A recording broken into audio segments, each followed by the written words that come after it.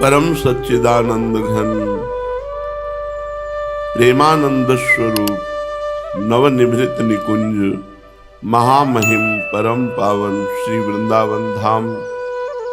श्री वृंदावन धाम के लाडिले युगल सरकार प्राणाराध्य प्राण प्रिय श्री श्यामा श्याम जी समस्त सहचरी वृंद खग मृग पशु पंछी तरुलता यमुना रस रानी रजरानी समस्त ब्रजवासी परिकर के चरणों में कोटिशः प्रणाम कोटिशः नमन नमस्कार। उपासना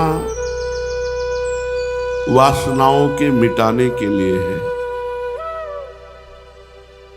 वासना मिट जाए तो जीव सहजानंद स्वरूप है, सुख समुद्र है। जिस सुख की खोज हम विषय भोगों में कर रहे हैं दुर्भाग्य से, यह हमारा दुर्भाग्य है कि हम नित्य शाश्वत सच्चिदानंद सुख भोगों में खोज रहे हैं। वो योग में है, भोग में नहीं। भोग में उस सुख का वियोग है और योग में उस सुख का संयोग है जिस सुख की हमारे अंदर चाह है। यह हम अष्टांग योग के अंतर्गत की बात नहीं कह रहे, ये हम भगवद योग की बात कर रहे हैं, जिसमें सतत भगवान का भजन है। वही सच्चा योगी है। ये इंद्रियों की विलासिता जब तक बंद नहीं होगी तब तक हमारा सहजानंद छुपा रहेगा। जब इंद्रियों की विलासिता बंद होगी तब भगवदानंद प्रकाशित होगा। हम इतने अधीन हो गए हैं इंद्रियों के कि जो इंद्री जब आवेश में आवी भोग के लिए तो हमें लगता है मुझे ही भोगना है। ये नहीं समझ पाता कि इंद्रियों की चाल है हमें फंसाने की। हम इतना विवश हो जाते हैं कि मैं जी नहीं सकता इस भोग के बिना, और उस भोग को भोग लेते हैं। भोग को भोग लेना अर्थात भोग का संस्कार पुष्ट कर देना। भोग का संस्कार पुष्ट करना अर्थात भगवान से विमुख होना, भजन के आनंद से विमुख होना। ये बात समझ में आ जाए। ये क्यों समझ में नहीं आती? क्योंकि हम समझते हुए भी नहीं समझना चाहते। हम थोड़ा कठोर नहीं हो पा रहे, हम इंद्रियों के प्रति दुलार करना बंद नहीं कर पा रहे। यदि हम इंद्रियों का दुलार करना बंद कर दें तो ही भगवदानंद की प्राप्ति हो। श्रीपाद प्रबोधानंद जी महाराज कह रहे हैं, न कुरु न वद किंचिद विस्मराशेष दृश्यम स्मर मिथुन महस्तद गौर नीलम स्मरार्तम बहुजन समवाया दूर मुद्विजया ही प्रिय निवसतु दिव्य श्रील वृंदावनांतः। हे भाई कुछ मत बोलो, कुछ मत करो, शांत हो जाओ। श्रीपाद कह रहे हैं ना करो, कुछ मत करो।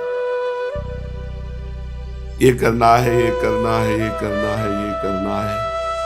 हर समय बहिर्मुख वृत्ति, प्रिया प्रीतम से विलग जो करना है वो सब बहिर्मुख वृत्ति है। शांत हो जाओ। शांत किसे कहते हैं? चुप हो जाना शांत रहिए। योग वासिष्ठ शांति की व्याख्या करता है।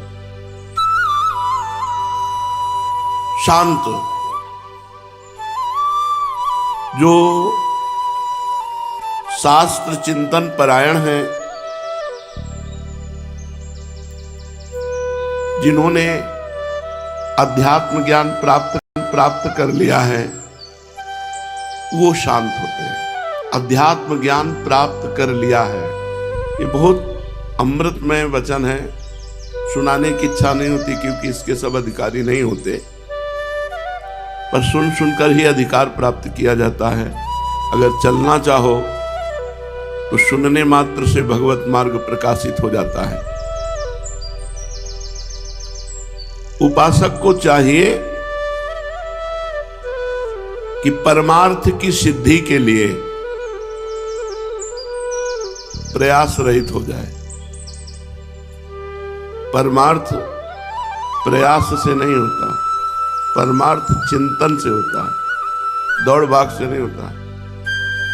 ये बहुत अच्छे से बैठा लो, दौड़ भाग से नहीं होता है।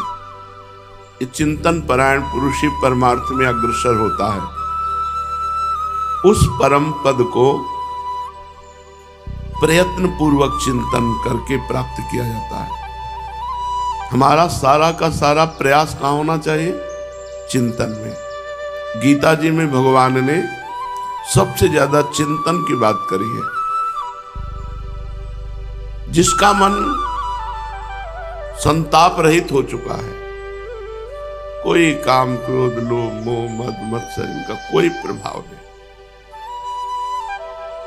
वो सर्वोत्कृष्ट परम पद में विराजमान है। परम पद में विराजमान पुरुष की परिभाषा, जिसका मन संताप रहित हो चुका है, कोई संताप नहीं, एक अद्भुत आनंद। वो पुरुषों में सर्वश्रेष्ठ शांत पुरुष कहा जाता है। शांत पुरुष